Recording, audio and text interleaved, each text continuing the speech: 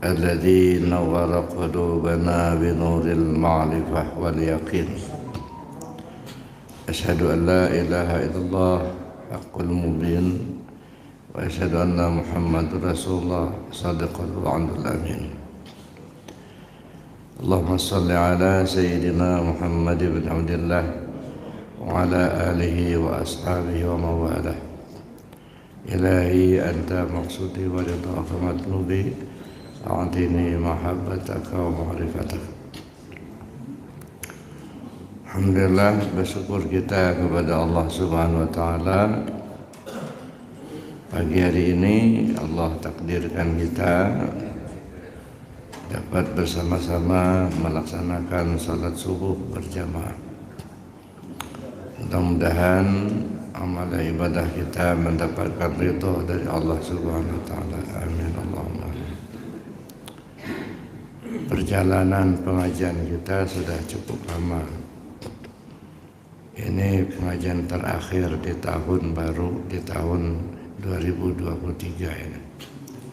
Insyaallah kita bertemu lagi tahun depan.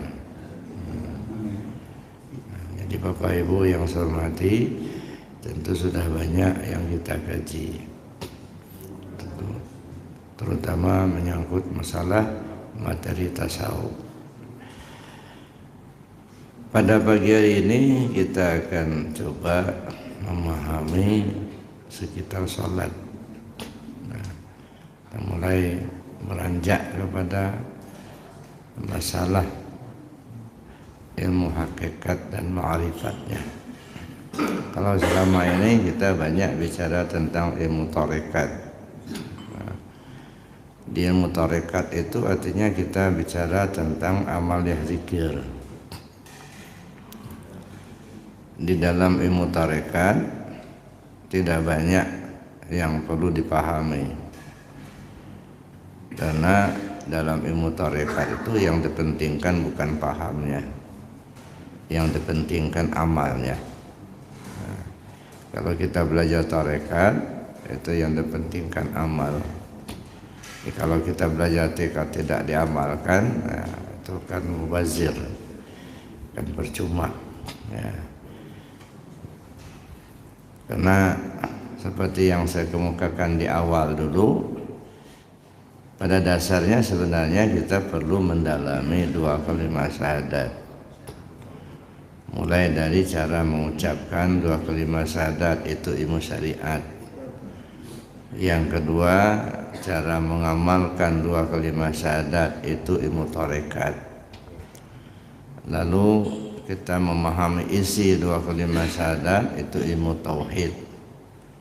Dan yang keempat, kita perlu memahami posisi dari dua kalimat syahadat itu ilmu hakikat. Kapan kita dalam posisi syahadat tauhid, kapan kita dalam posisi syahadat rasul, itu ilmu hakikat. Yang kelima, kita perlu memahami cara memakai dua kalimat syahadat itu. Bagaimana cara memakainya? Itu ilmunya ilmu ma'rifat. Jadi sebenarnya kajinya cuman mengkaji dua kalimat syahadat. Tapi walaupun mengkaji dua kalimat syahadat, satu bagian saja setahun nggak selesai. Itu baru satu. Kenapa tidak selesai? Yang pertama karena materinya banyak. Yang kedua, frekuensi pertemuannya sekali sebulan. Ini makanya agak lama. Kemudian yang ketiga, materinya sering berulang. Kenapa berulang? Karena apa yang kita bicarakan bulan yang lalu, bulan sekarang sudah nggak ingat lagi. Namanya santri tua. Kalau santri tua ini beda dengan santri muda. Kalau santri muda itu cepat hafal, susah lupa. Kalau santri tua ini susah hafal, cepat lupa. Maka kita perlu ulang-ulang terus. Nah, tapi itu intinya yang saya ingin tekankan. Dalam ilmu tarekat yang dipentingkan amalnya. bukan pahamnya. Jadi kalau paham dan amal ini ibarat kita bikin golok, Pak. Ini besi bulat, kita bikin golok. Duduk di paham itu artinya goloknya sudah jadi, tapi belum tajam. Najamnya diasah. Nah, mengasahnya itu ya amal. Jadi amal zikir itu asahan. Ya. Mengkaji, memahami untuk mendudukkan. Udah duduk, udah jadi golok tapi nggak tajam, nggak ada apa-apa yang bisa kita potong. Nah, kadang-kadang kita beramal dan tarekat tapi tidak paham, berjalan tapi belum tahu arah. Nah, jadi kalau perjalanan tarekat itu amalan, zikir. Nah, makanya 4 bidang ilmu itu syariat, tarekat, hakikat, ma'rifat itu simultan, Pak. Nah, nggak bisa diparsial, terutama dalam masalah sholat. As-salatu imaduddin, sholat itu tiang agama. Man aqamaha faqad aqamaddin wa man tarakaha faqad hadamaddin. Siapa orang yang mendirikan sholat berarti dia mendirikan agamanya. Tapi siapa orang yang meninggalkan sholat berarti dia meruntuhkan agamanya. Kenapa demikian? Pertama, karena yang terlihat itu adalah syariat, Pak. Walaupun kita punya ilmu ma'rifat tingkat tinggi, tapi kalau enggak sholat, enggak ketahuan itu orang Islam apa bukan, akan runtuh kan agamanya. Ya, ilmunya tinggi, enggak pernah kelihatan sholat, enggak pernah kedengaran baca Quran. Orang bingung, ini Islam apa bukan, akan runtuh kan agamanya.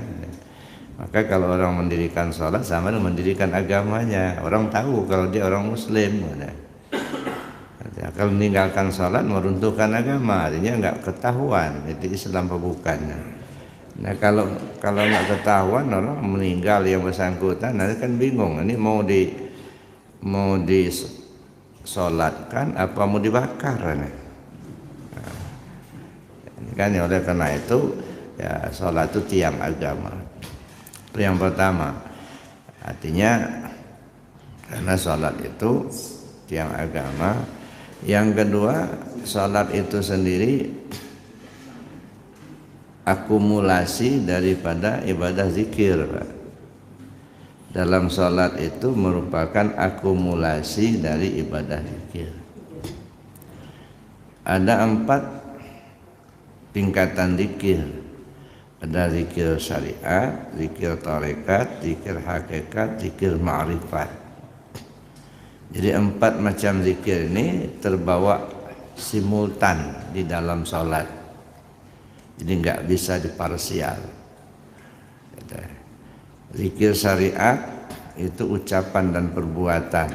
Kita baca takbir, baca al-fatihah, baca tasbih, itu kan ucapan. Kemudian perbuatan, berdiri, ruku, i'tidal, sujud, itu perbuatan. Itu satu. Jadi zikir syariatnya sudah terbawa di situ.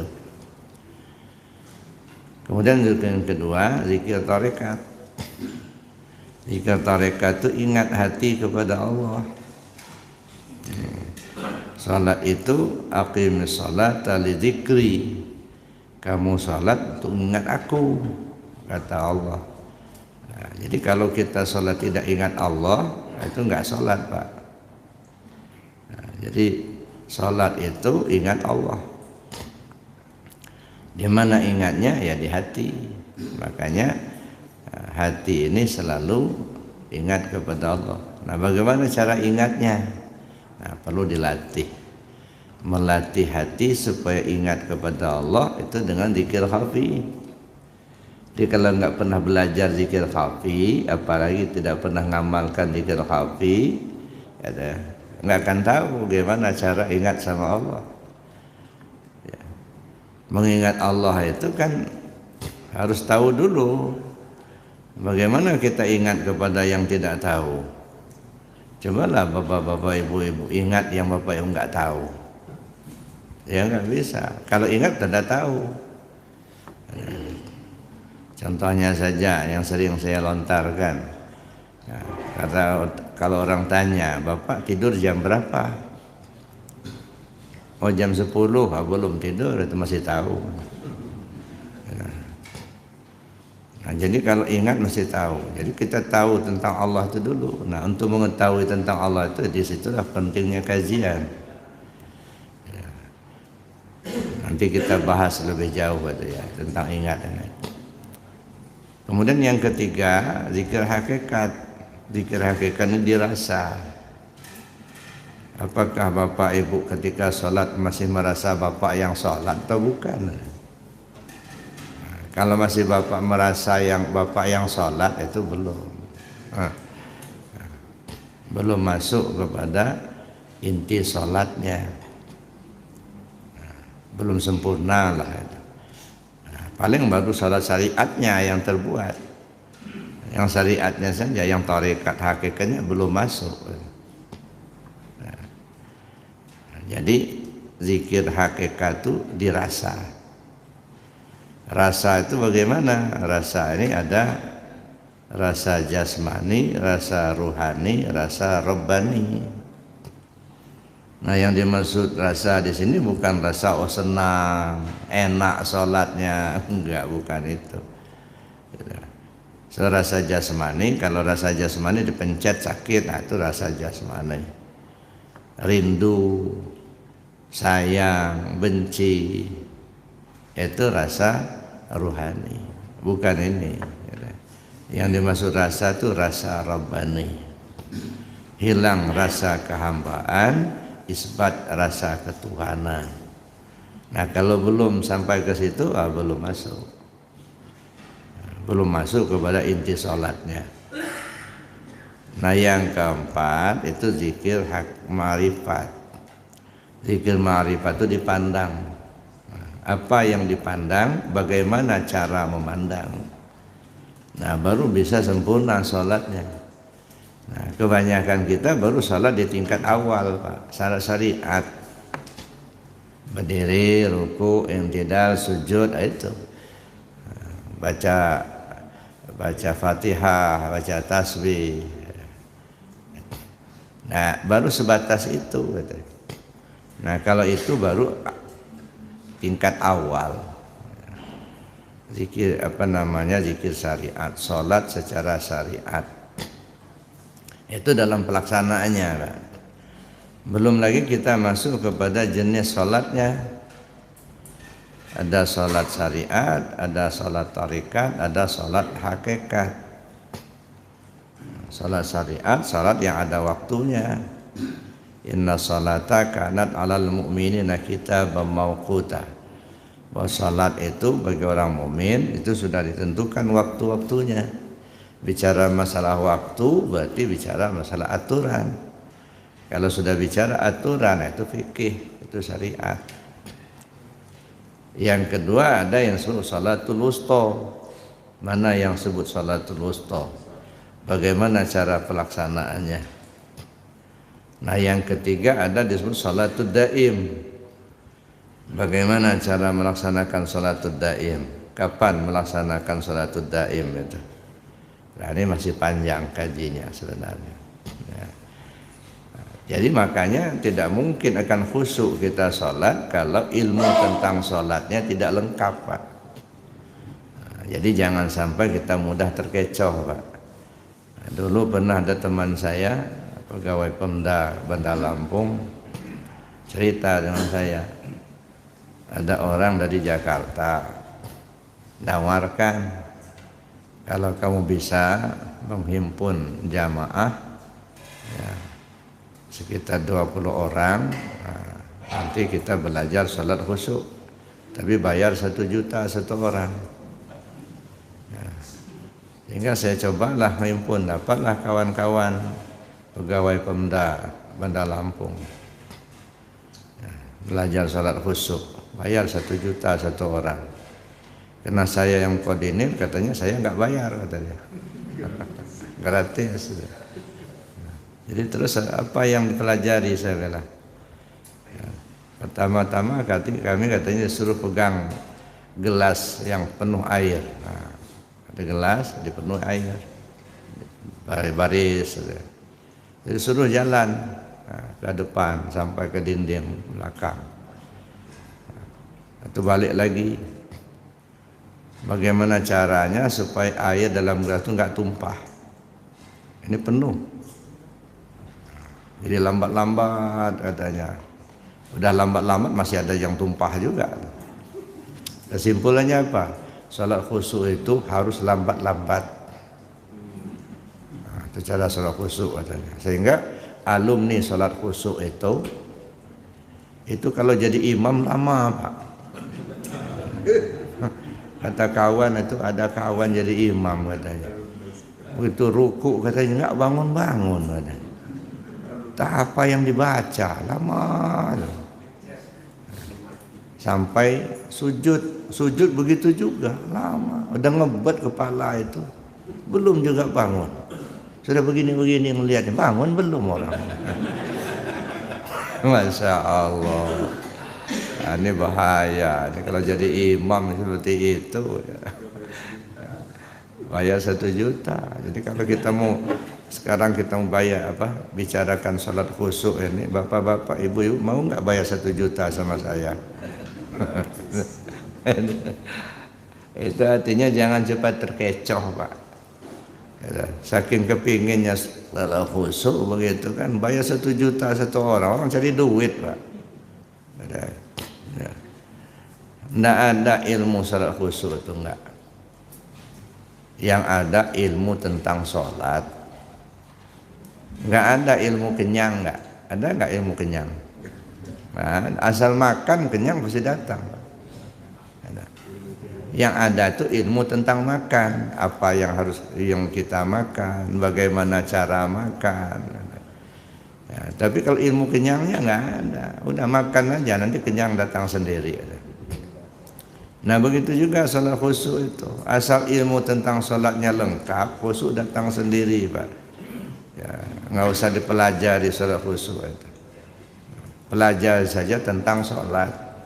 Nah, saya sampaikan supaya jangan cepat terkecoh itu. Sebab banyak ya, ada iklan juga di Facebook itu saya lihat itu. Ya, penawaran bagi yang mau ikut salat khusyuk, belajar salat khusyuk. Ya boleh-boleh saja kalau memang ilmunya lengkap. Tapi kalau hanya sekedar untuk cari duit, janganlah. Ya. Bapak Ibu yang saya hormati, pertama kita pahami dulu salat itu apa sih. Nah, di dalam Al-Quran kan disebutkan bahwa pertama salat itu untuk ingat Allah. Ya. Aqimis sholata li dzikri. Kamu salat untuk ingat aku. Itu kuncinya di situ. Kalau hati tidak ingat Allah, nggak bakal khusyuk, nggak. Ada khusyuk, ada tawaddu. Apa itu tawaddu? Apa itu khusyuk? Khusyuk itu mematikan pandangan mata zahir dan membuka pandangan mata batin. Kalau tawadhu mematikan pendengaran telinga zahir, membuka pendengaran telinga batin. Nah, kalau sudah mematikan pandangan mata zahir, membuka pandangan mata batin, kemana diarahkan? Kemana diarahkan? Makanya yang perlu pertama kita paham itu pengertian sholatnya. Apakah sholat itu disebut dengan menyembah Allah? Di tingkat kajian fikih bisa saja kita sholat menyembah Allah. Tapi kalau kita tarik ke dalam tasawuf, apa Allah itu butuh disembah? Nah, Allah nggak butuh disembah. Sedunia ini orang menyembah Allah, Allah nggak untung nggak. Sedunia ini udah ada yang menyembah Allah, Allah nggak rugi nggak. Allah nggak butuh disembah. Ya. Cuman kita, ya istilah kita, iyyaka na'budu, iyyaka nasta'in, kepadamu saja kami menyembah, kepadamu saja kami minta tolong. Nah, kalau kita yang menyembah Allah dalam artian tasawuf, nah sekarang kita tanya lagi, yang kita persembahkan sama Allah itu apa? Apakah berdiri, ruku, tidak sujud itu namanya menyembah Allah? Nah, apa sih yang kita persembahkan sama Allah? Nah, kemudian apa sih isinya? Isi sesembahan kita sama Allah itu apa? Lalu munculnya dari mana? Nah, dari mana sesembahan itu munculnya? Ini dulu kita kaji. Ya. Munculnya sesembahan itu dari hati, Pak. Dari hati kita sendiri. Jadi sentralnya itu di hati. Apa kita persembahkan? Allah nggak butuh sesajen. Nah, nggak sama dengan menyembah ya, menurut sebagian orang di luar Islam, menyembah mempersembahkan suatu ada sesajennya. Gitu. Ya, kalau dia menyembah dedemit misalnya, ada sesajennya ditaruh di atas, di bawah batang, dekat batang. Nah, kita nggak seperti itu. Ada. Apa yang kita persembahkan? Mempersembahkan tubuh yang zahir kepada tubuh yang batin. Lalu mempersembahkan tubuh yang batin kepada rahasia. Nah, makanya harus paham dulu 4 dimensi diri yang sudah sering kita kaji. Ada dimensi tubuh, ada dimensi hati, ada dimensi nyawa, ada dimensi rahasia. 4 dimensi diri ini harus matang dulu. Ini dalam kajian tauhid. Tubuh, hati, nyawa, rahasia terhimpun dalam kalimat la ilaha illallah. Itu mengandung sifat 20. Ada sifat 20. Jadi sifat 20 itu terhimpun dalam kalimat la ilaha illallah. Kenapa? Karena sifat 20 dibagi 4 bagian. Satu disebut sifat nafsiyah, yaitu sifat wujud. Yang kedua sifat salbiyah, yaitu 5 sifat: qidam, baqa, mukhalafatul lil hawadis, qiyamu ta'ala bin nafsi, dan wahdaniyat. Lalu kemudian sifat ma'ani 7: qudrat, iradat, ilmu, hayat, sama, basar, kalam. Lalu sifat ma'nawiyah yaitu sebut qadirun, muridun, alimun, hayyun, sami'un, basirun, dan mutakallimun. Sifat nafsiyah terhimpun dalam kalimat la, yaitu sifat wujud. Sedangkan sifat salbiyah terhimpun dalam kalimat ilaha, 5 sifat tadi ya, yaitu sifat qidam, baqa, mukhalafatul hawadis, qiyamu ta'ala bin nafsi, dan wadaniyah. Kemudian sifat ma'ani terhimpun dalam kalimat illah, qudrat, iradat, ilmu, hayat, sama, basar, kalam, itu terhimpun dalam kalimat illah.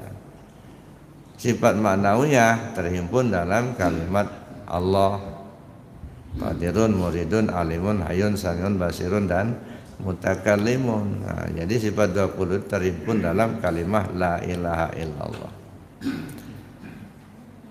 Kalimah la menghimpun sifat nafsiyah, itu wujud. Wujud itu ada. Nah, tahunya kita ini ada diri kita, tubuh. Nah, maka la menunjukkan tubuh bagi kita.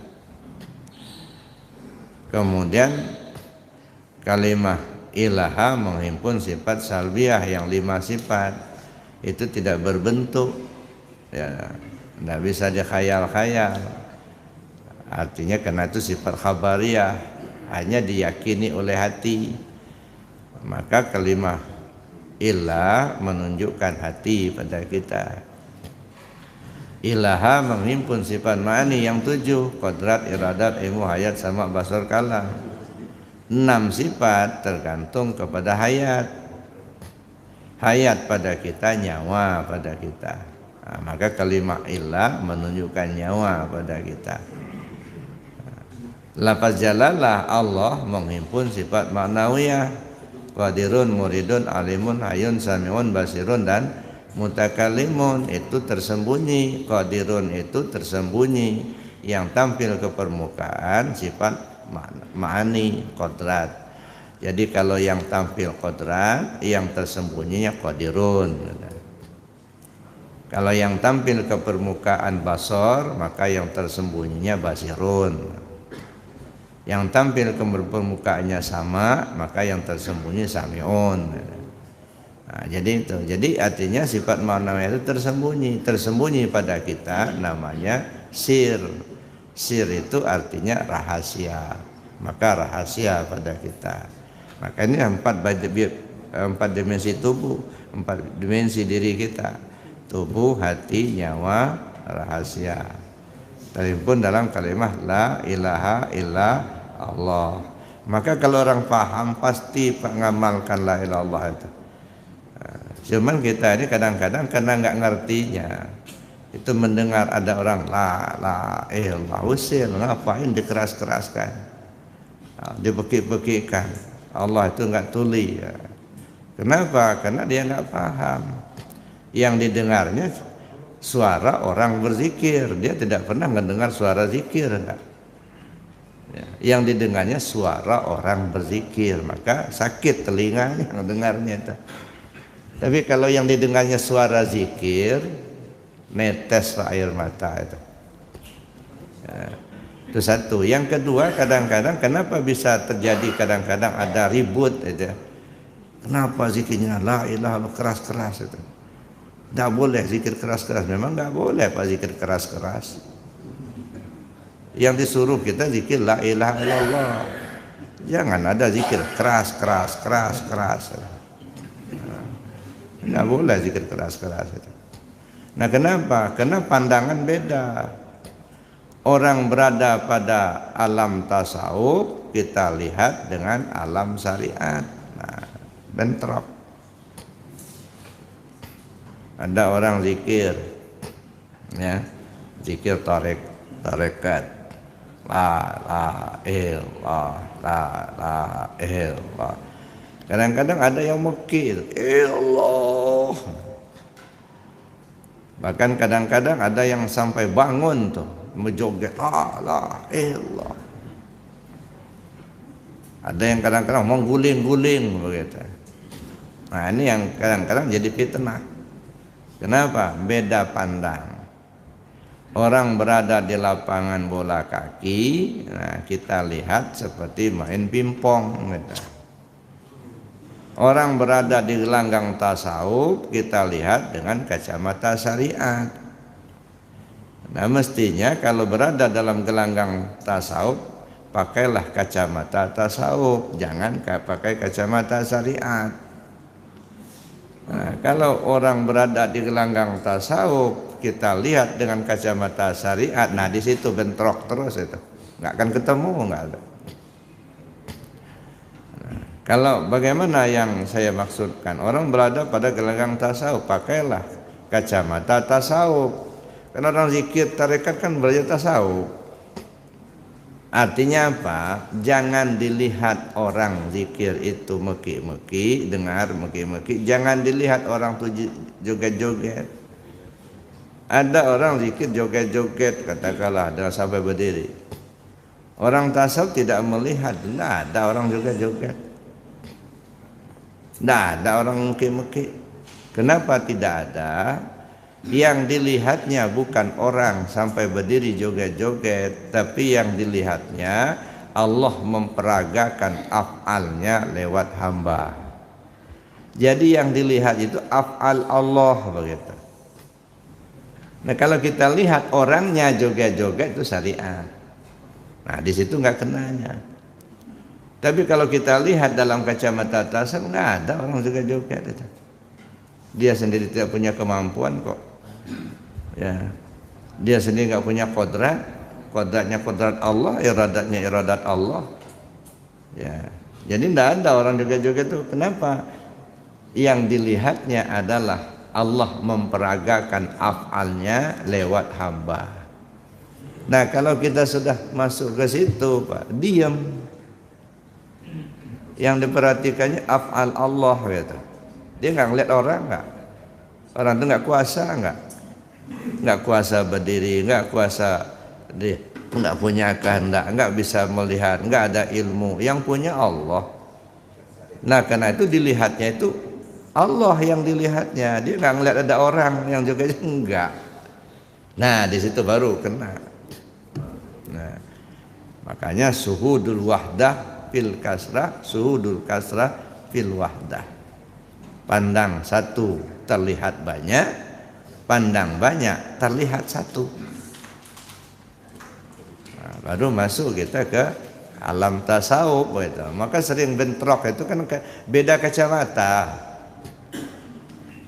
Ya, ini kuman dilihat sama kacamata reben.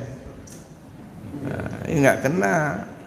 Kawan pakai mikroskop, kita pakai kacamata reben. Kata kawan yang punya mikroskop, ini kumannya banyak ini. Mana ada kuman itu, hitam semua ini. Beda kacamata. Nah, maka kita harus tempatkan sesuatu. Ketika kita berada di gelanggang syariat, berpikirlah secara syariat. Tapi ketika kita berada di gelanggang tasawuf, berpikirlah secara tasawuf begitu. Nah, jangan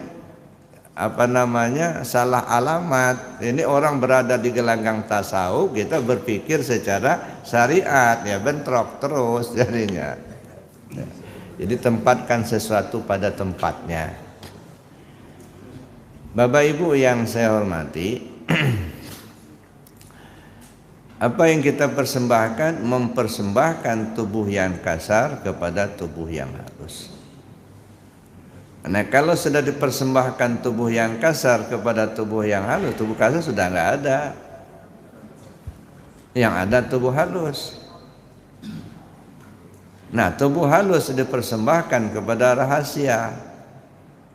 Kalau sudah dipersembahkan kepada rahasia, artinya tubuh halus pun tak ada.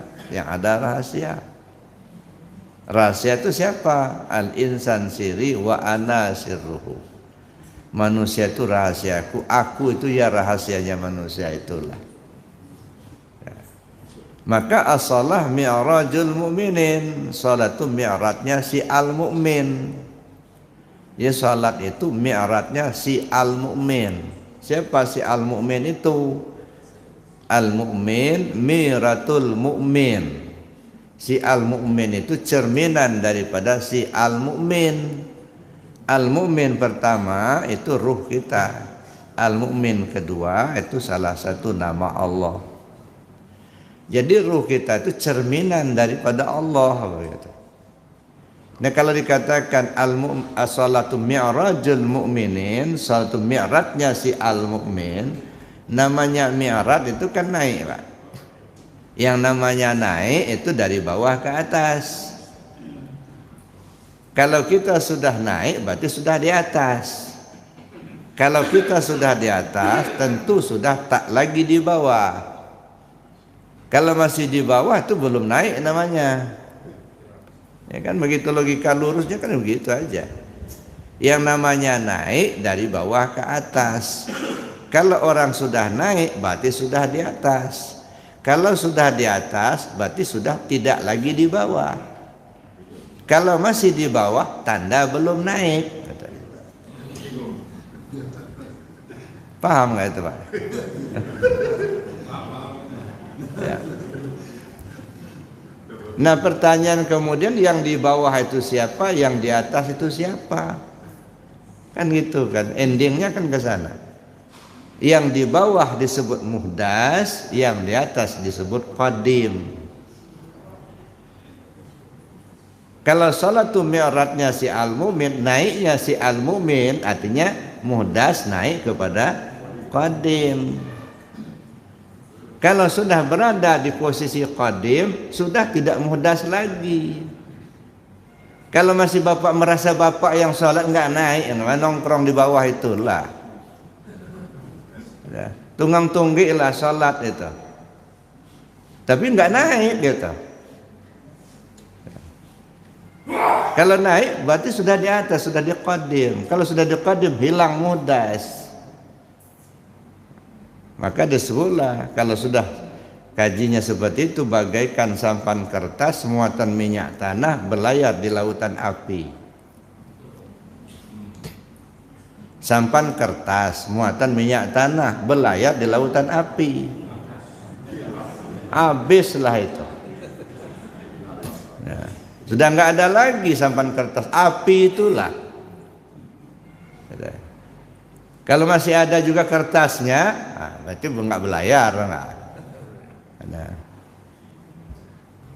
Ini kalau sudah di atas, nggak di bawah, maka istilahnya itu ya kalau masih bapak yang merasa bapak yang sholat, ibu yang sholat, bapak yang baca ini baca itu nggak naik itu. Masih mutar-mutar di bawah itulah. Ya.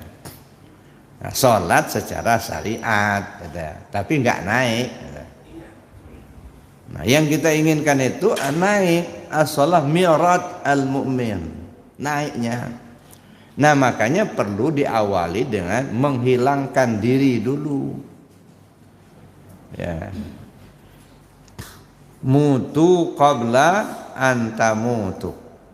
Matikan dirimu sebelum kau mati. Maksudnya itu matikan keakuan, jangan pula pulang nanti sembelih pula nanti. Kata Ustadz katanya matikan diri sebelum mati, belum datang ajalnya, matikan lebih dulu, sembelihnya lehernya. Nah, matikan dirimu sebelum mati. Apa orang mati? Cobalah jenguklah orang mati itu. Umpamanya ya, kemarin kita masih ngobrol-ngobrol sama dia itu, makan bareng, ngobrol. Begitu kita dengar dia sudah meninggal, datanglah kita, coba ajak ngobrol lagi, bisa nggak? Nggak bisa lagi. Ajak makan, nggak bisa. Kemarin dia masih melihat, sekarang udah mati nggak ngelihat lagi. Kemarin masih ngedengar, udah mati nggak ngedengar lagi. Kemarin masih bergerak, udah mati nggak bergerak lagi. Bertanya, kemana yang kemarin mendengar itu? Kemana yang kemarin melihat itu? Kemana yang kemarin itu berjalan? Kalau jalannya kaki, nah kakinya masih ada, matanya masih ada. Nah kalau begitu berarti tubuhnya ini nggak ada lah sebenarnya. Tubuhnya itu tidak punya kemampuan apa-apa. Bukan mata yang melihat, bukan telinga yang mendengar, bukan mulut yang ngomong, bukan kaki yang berjalan. Nah, siapa yang berjalan? Ruhnya. Ruh kita. Itulah diri kita yang sebenarnya. Kalau ini cangkangnya, Pak. Banyak orang tertipu. Jasmani kita ini cangkangnya, kesimnya. Banyak orang bagus sangkarnya tapi isinya jelek. Sangkar bagus tapi burungnya nggak ngukur, murah. Inna akramakum indallah atqakum. Yang mulia di sisi Allah yang takwa. Artinya apa? Yang mahal itu Pak burungnya, bukan sangkar. Kita ini kadang-kadang tertipu, yang kita lihat sangkarnya ya burungnya nggak kelihatan. Makanya ada cerita kawan, ada orang Cina di Jakarta beli burung perkutut 500 juta. Masya Allah, 500 juta burung perkutut sebesar genggam begini, masih hidup lagi, belum digoreng. Sangkarnya jelek, berani dia bayar 500 juta burung perkutut kecil. Kenapa? Juara nasional. Kita udah bagus benar sangkarnya itu, nah, cuman burungnya nggak ngukur. Murah apa itu? Nah, jadi yang mahal itu yang berkualitas burungnya itu. Jadi yang mahal di sisi Allah tuh ruh yang berkualitas, Pak. Bukan tampilan yang keren, bukan. Ya. Ini kadang-kadang kita tertipu tampilannya keren gitu ya. Ya. Enggak. Innallaha la yanzuru ila suwarikum wala ila amwalikum walakin yanzuru ila qulubikum. Allah tak melihat rupa-rupamu itu, enggak. Allah tidak pandang itu rupa-rupamu itu. Yang dipandang Allah hatimu. Mana rupa-rupa? Bentuk. Ya. Pamannya sholat, berdirinya lama, itu bentuk bala itu mah. Itu ya. Bacanya fasih begitu, itu bentuk, itu rupa. Enggak itu sentral penilaian Allah. Itu dilakukan jalan untuk mendapatkan penilaian hati. Ya. Tapi kalau hanya lama berdirinya, bacaannya bagus, itu benar secara syariat. Tapi sentral penilaian bukan di sana. Sentral penilaian Allah itu di hati. Tersambung nggak hati kita itu ke Allah?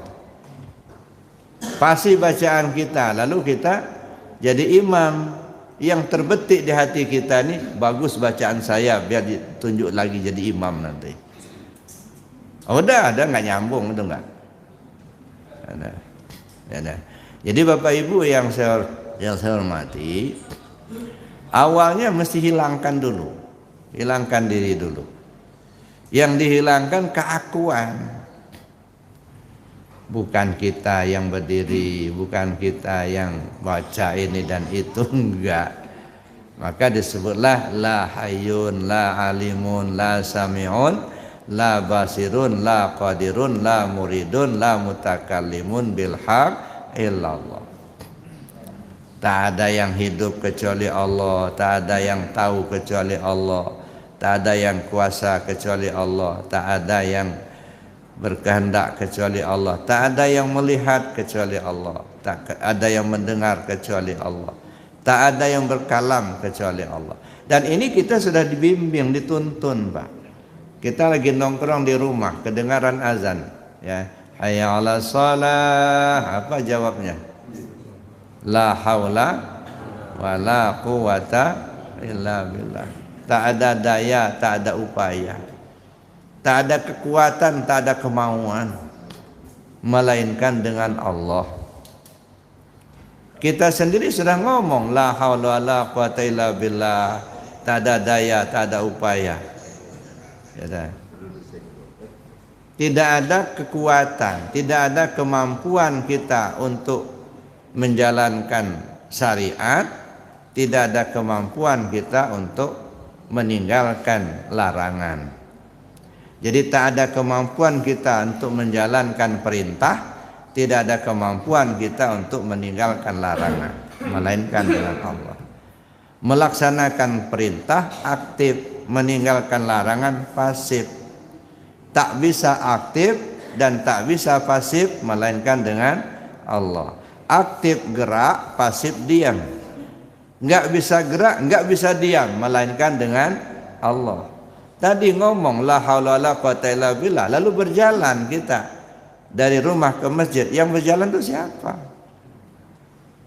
Kan sudah katakan sendiri, tidak ada daya, tak ada upaya melainkan dengan Allah. Nah, kita jalan dari rumah ke masjid. Nah, sekarang bertanya, yang jalan itu siapa? Atau yang perlu menghilangkan diri tadi. Jadi hilangkan keakuan diri dulu. Bukan aku yang berdiri, bukan aku yang takbir, bukan aku yang melihat, bukan aku yang mendengar, bukan aku yang baca ini, enggak. Makanya ada jamaah saya di Lampung Timur, dia cerita, Buya, katanya kemarin saya main ke Metro, nah, ketemulah dengan Pak Kiai di situ, bincang-bincang Pak Kiai. Kata Pak Kiai, kamu belajar tarekat ya? Dia bilang, iya, kata jamaah itu. Terus Pak Kiai itu bilang, kalau kamu merasa kamu yang sholat, nggak sah sholat kamu itu. Dia saya bingung katanya. Kan memang saya yang sholat, yang berdiri saya. Kok Pak Kiai ngomong kalau kamu merasa kamu yang sholat nggak sah sholat? Gimana itu Buya? Katanya. Kamu salah, saya bilang. Pak Kiai itu yang ngomong begitu kok menyelesaikan harus saya. Tanya sama dia. Mestinya kamu ke metro lagi, temui Pak Kiai itu, gimana maksudnya apa? Nggak sah sholat. Kalau kamu merasa kamu yang sholat, nggak sah sholat kamu itu, kata Pak Kiai. Saya bilang ya benar itu. Ya, cuman benarnya itu mesti kita kaji dulu itu. Duduk itu, kajinya. Nah ini yang saya maksudkan, hilangkan diri dulu. Dan ini sudah dituntun Pak. Mulai dari wudhu itu dituntun ke situ. Cobalah perhatikan wudhu itu, basuh muka, tangan, usap kepala, basuh kaki. Kalau hanya sekedar begitu-begitu aja pakai air, nak TK udah bisa itu. Nak SD udah bisa itu. Kalau hanya rutinitasnya saja seperti itu zahirnya saja itu. Enggak beda dengan anak TK. Kenapa harus basuh kepala, apa basuh muka, kenapa basuh tangan? Kita baru mandi kok, pakai sabun sudah bersih. Tapi masih wajib wudhu juga kalau mau sholat. Yang wudhu itu basuh muka, tangan, usap kepala, kaki. Kenapa harus begitu? Nah, ini kita, maka saya bilang dari wudhu sudah dituntun. Usap muka, apa yang ada di muka? Jangan bermuka-muka lah sama Allah itu. Ya nah. Merasa supaya dipuji orang, merasa supaya kita ini dikatakan orang taat, enggak usah. Itu bermuka-muka sama Allah, Allah tahu kok itu. Basuh tangan, tangan lambang kekuasaan, kan? Tangan kan lambang kekuasaan. Man ra'a minkum munkaran falyughayyirhu bi yadihi. Siapa di antara kamu yang melihat kemungkaran, cegah dengan tangannya. Fa illam yastati' fa bilisanih. Kalau enggak sanggup pakai lisan, ngomong. Kalau enggak sanggup biqalbi, pakai hati. Nah, ini kan pembagian tugas ini sebenarnya. Kalau melihat satu kemungkaran, cegah dengan tangan. Tangan itu kekuasaan, ya. Berbuatlah para penguasa itu.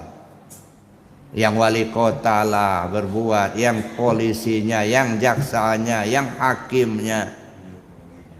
Ini namanya kekuasaan, lambangnya tangan. Jangan melihat orang berbuat salah maling lalu dibakar, itu enggak benar juga.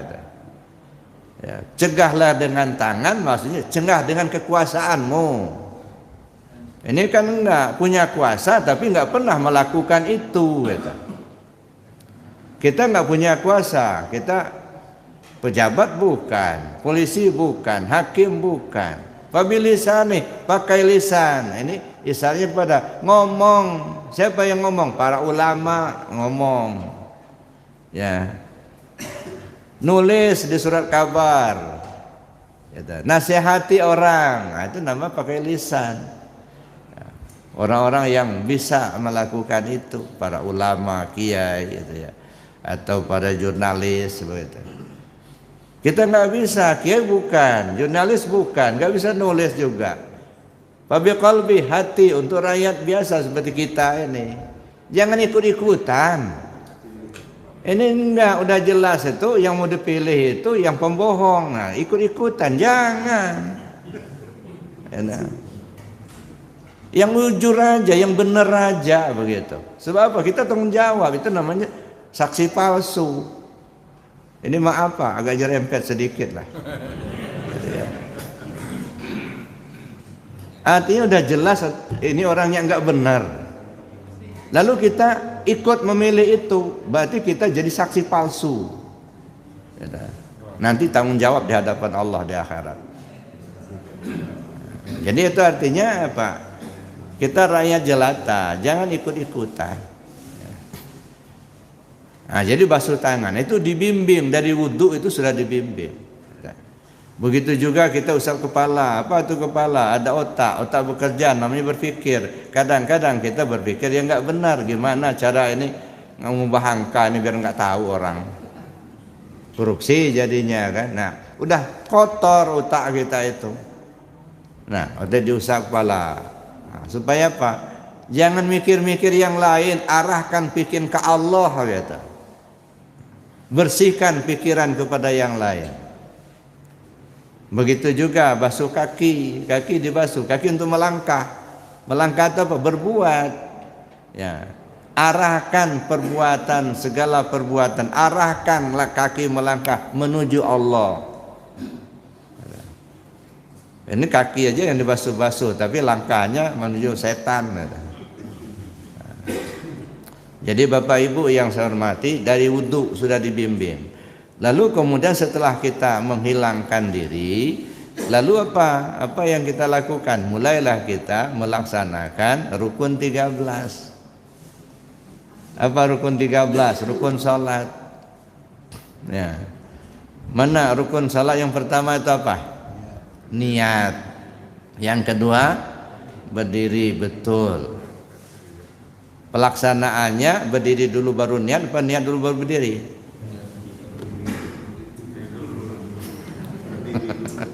Berdiri dulu baru niat. Tapi urutannya niat baru berdiri. Kenapa kok bisa begitu? Enggak konsekuen. Urutannya niat. Kemudian yang kedua berdiri betul. Tapi pelaksanaannya berdiri dulu baru niat gitu.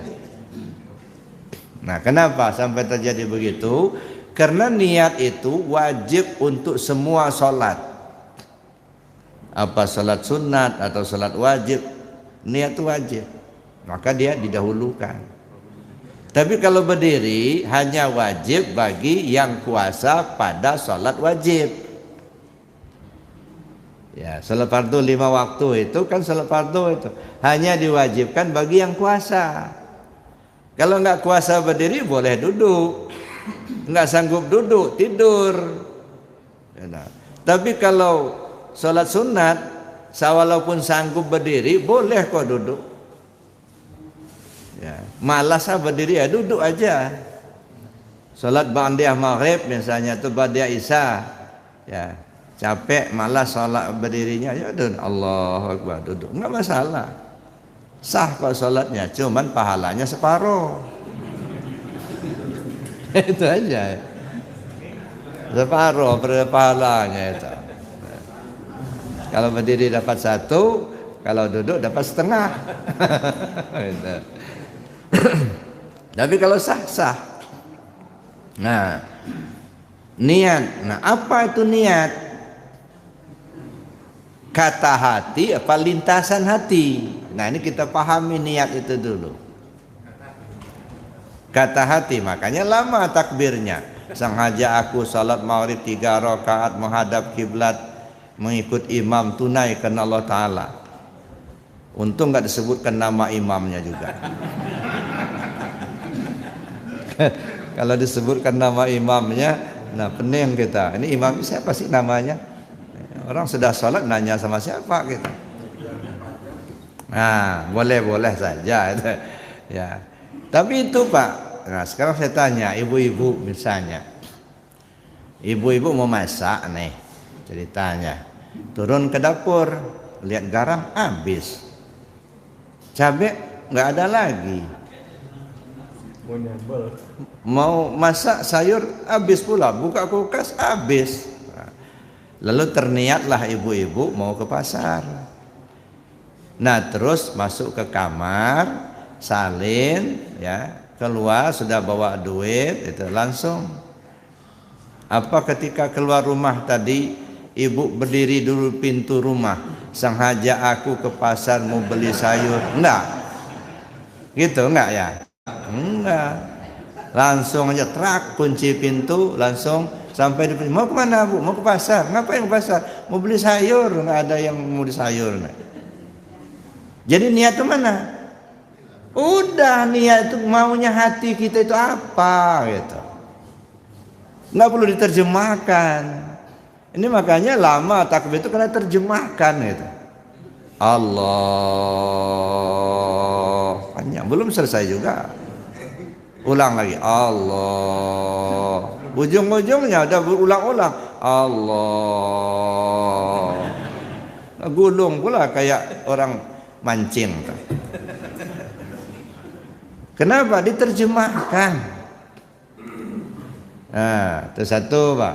Saya kira nggak perlu pula kita terjemahkan itu. Ya. Tahulah kita ini salat maghrib. Dah paham kita salat maghrib itu 3 rakaat sudah. Ngadep kira sudah ngadep ke sana. Ini kan nggak laporan juga sama Tuhan.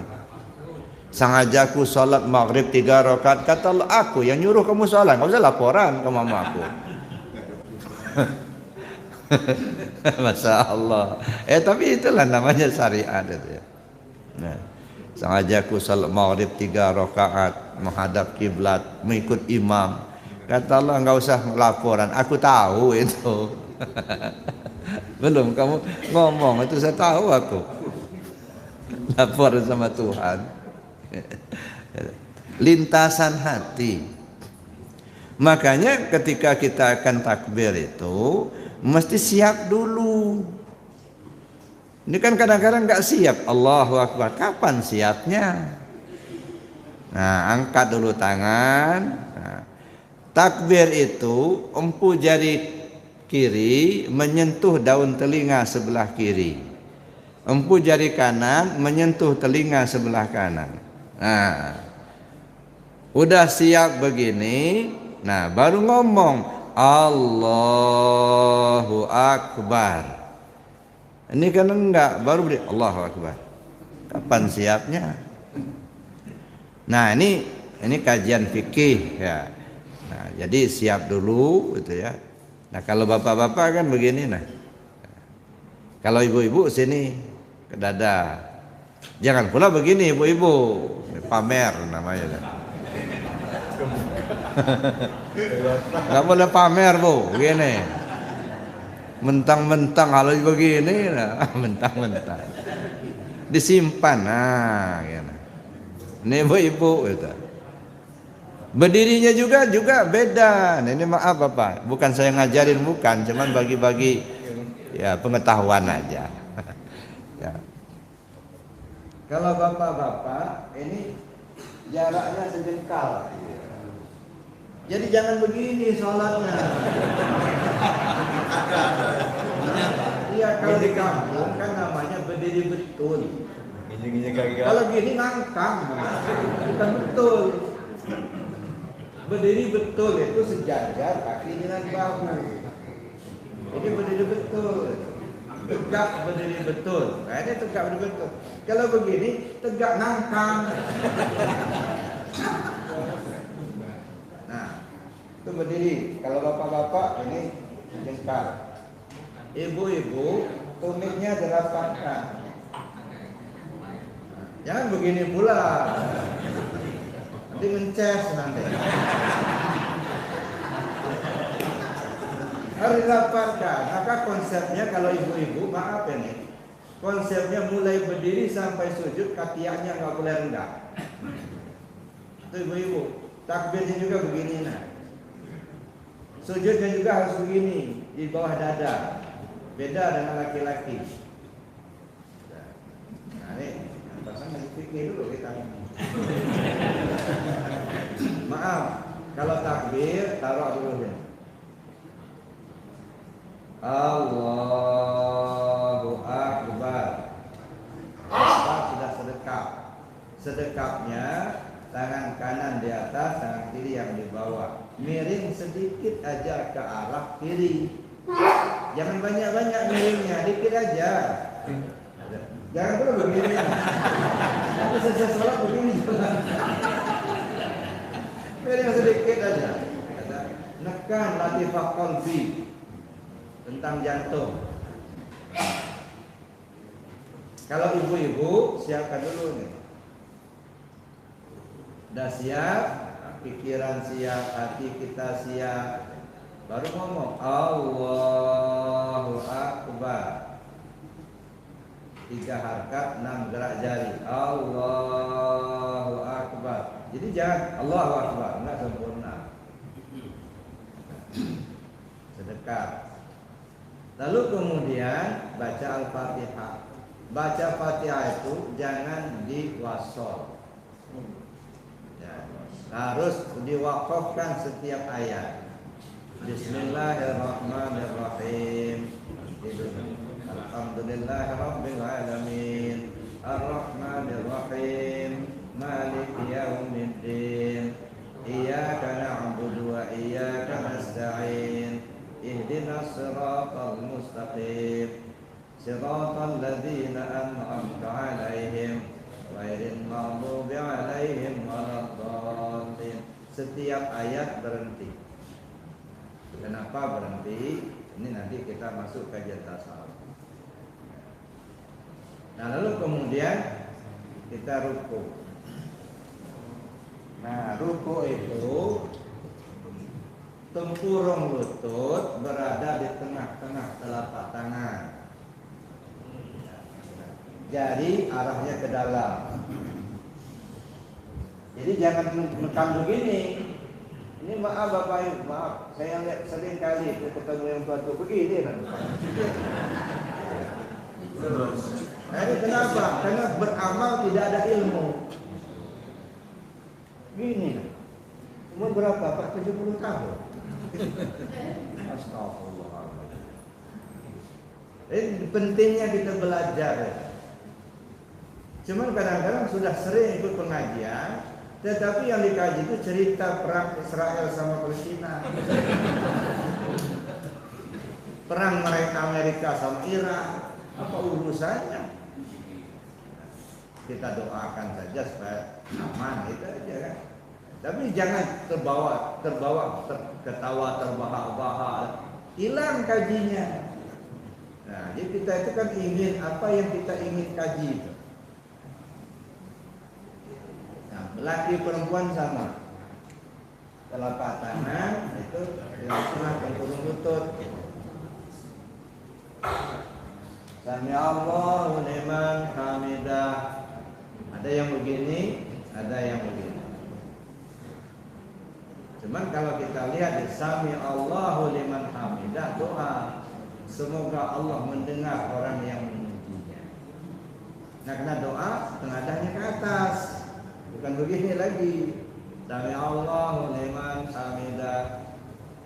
Cuma harus diangkat betul. Sami Allahu liman hamidah. Ini kadang-kadang kan agak isyarat aja. Untuk bangkit, Sami Allahu liman hamidah. Nah, gini aja dia. Itu ngeremehin itu. Sami Allahu liman hamidah. Kalau gini betul Pak. Sami Allah wa liman hamidah. Rabbana lakal hamdu mil'us samawati wa mil'ul ardi wa mil'u ma syi'ta min syai'in.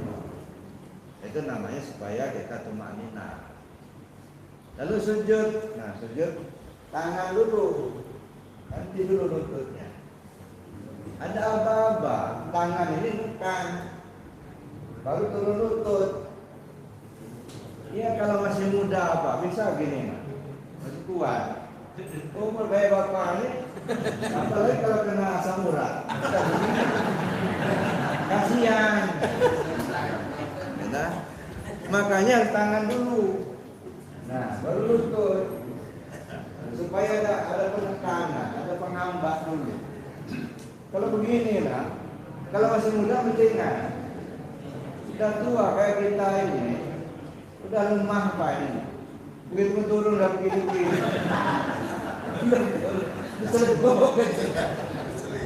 Nah, makanya turun begini. Nah, jarak ini tangan kita dengan lutut cuma segenggam Pak. Nggak boleh lebih. Ini enggak sujudnya begini. Aku bukan sujud. Ustaz itu. Ini teori sholat itu, ini segenggam. Ketika sujud, empu jari kiri menyentuh ujung bibir sebelah kiri. Empu jari kanan menyentuh ujung bibir sebelah kanan. Nah, gini sujudnya. Nah, tapi ini melenggang kakiannya. Nah, ada yang saya lihat bani. Masya Allah.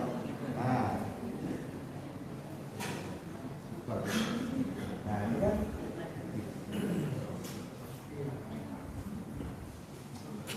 jari ditegakkan. Nah, jangan diundur-undur begini, nah. Tegakkan. Lalu posisi tangan ini sejajar lutut. Jangan begini, jangan perlu begini. Posisi tangan sejajar lutut. Kalau ibu-ibu, ya sujudnya tangannya di bawah dada. Ini. Nah, jaraknya juga sedengkal atau sedengkal dari lutut. Tapi posisi tangan di bawah dada. Menjaga dada. Nah, ada yang dijaga. Jaga Gunung Merapi lah. Kalau bapak-bapak begini, ibu-ibu begini. Lalu ketika duduk jari sejajar lutut. Kalau tasahud awal atau akhir, ya kan? Begitu kita duduk langsung kelingking manis tengah langsung ditekuk. Nah, hanya telunjuk dan empuk jari saja yang dibuka. Ini persiapan nunjuk. Belum nunjuk, hanya persiapan saja. Begitu mengucap asyhadu alla ilaha illallah, begitu nyebut Allah, telunjuk berdiri. Asyhadu anna Muhammad Rasulullah, begitu nyebut Muhammad, empuk jari berselindung di bawah. Biarkan aja, nggak usah gerak-gerak. Diamin aja. Ya. Tapi ada yang gerak-gerak, ya biarin aja orang. Macam-macam. Ada yang gini ngebor. Ada yang begini-begini. Saya pernah dulu sholat di Abroad dekat Sebawah. Kebetulan kiri kanan saya itu agak beda. Yang satu begini-begini, yang satu begini-gini. Lalu sudah selesai sholat, ngobrol, Pak, tadi sholatnya begini-gini. Kenapa Pak? Saudara? Ini kan manggil bidadari.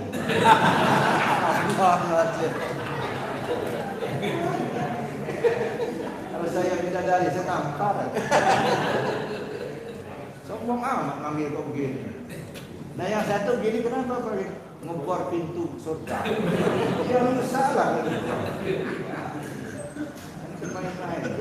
Jadi ini yang saya tahu ya. Ditekuk ini, begitu mengucap dua kalimat syahadat, asyhadu alla ilaha illallah, telunjuk berdiri. Asyhadu anna Muhammad Rasul, begitu nyebut Muhammad, empuk jari sini. Ini ada maksud mim ha mim da. Nah, tenangkan saja. Cuman kadang-kadang agak beda-beda. Yang namanya orang, kita nggak perlu nyalahin orang. Cuma kan gini, tegang kau. Asyhadu itu. Ini kalau masih muda, kalau sudah tua. Sebentar tegangnya. Belum salam sudah begini.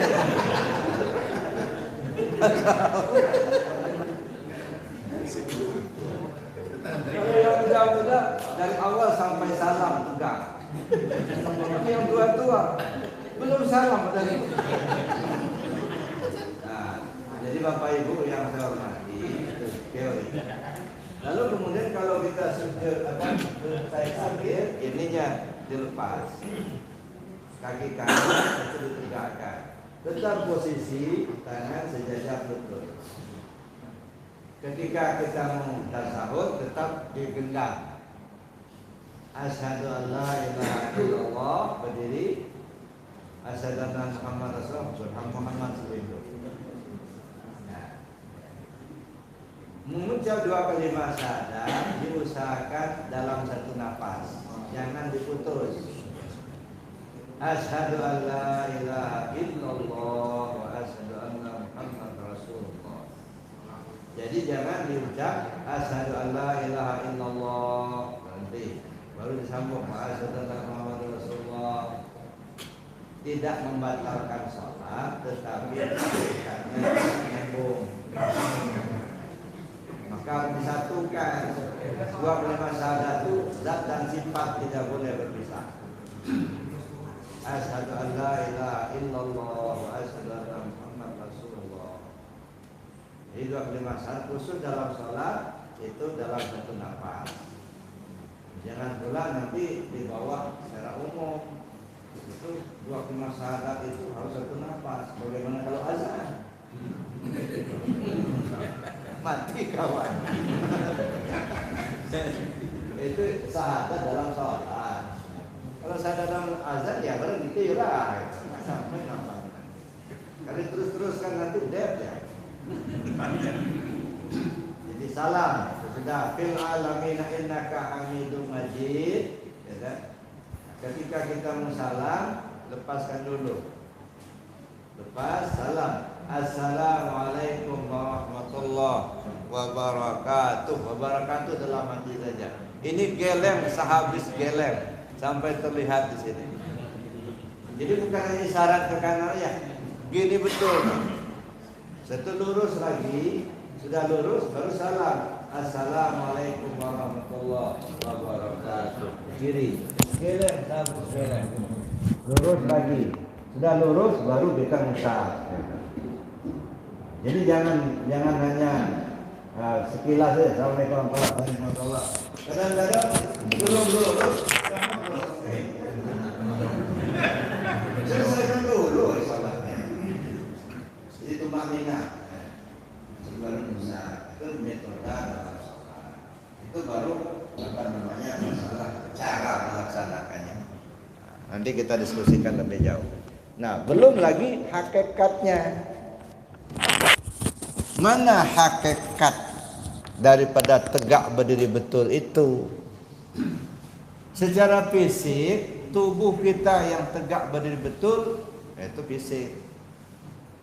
Tetapi secara hakikat yang tegak berdiri betul itu niat.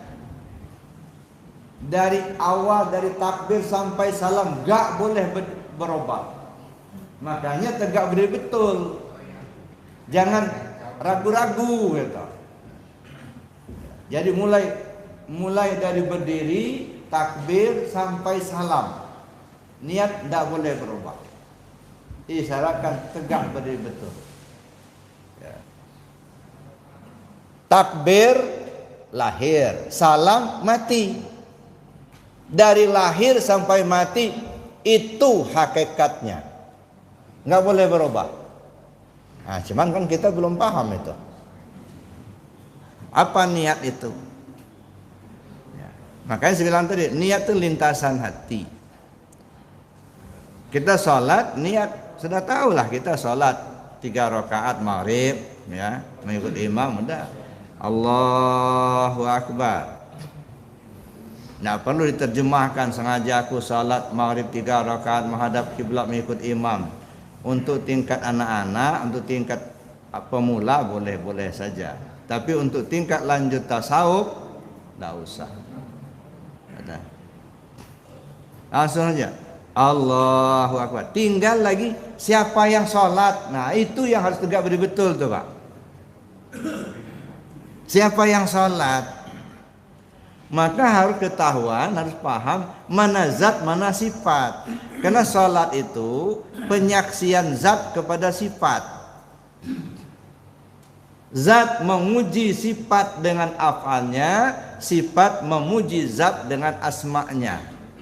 Itu sholat dalam pengertian tasawuf. Penyaksian zat kepada sifat.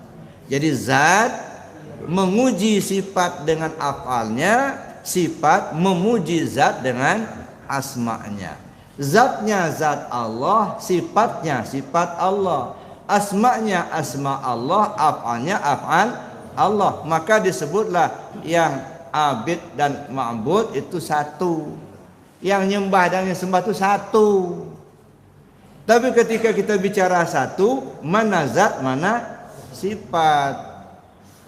Ada yang mengatakan kalau sudah sampai ma'rifat enggak perlu salah lagi. Salah. Kenapa salah? Karena kalau kita makan buah, Pak, ya, kan ada buah itu kan kulit isi rasa.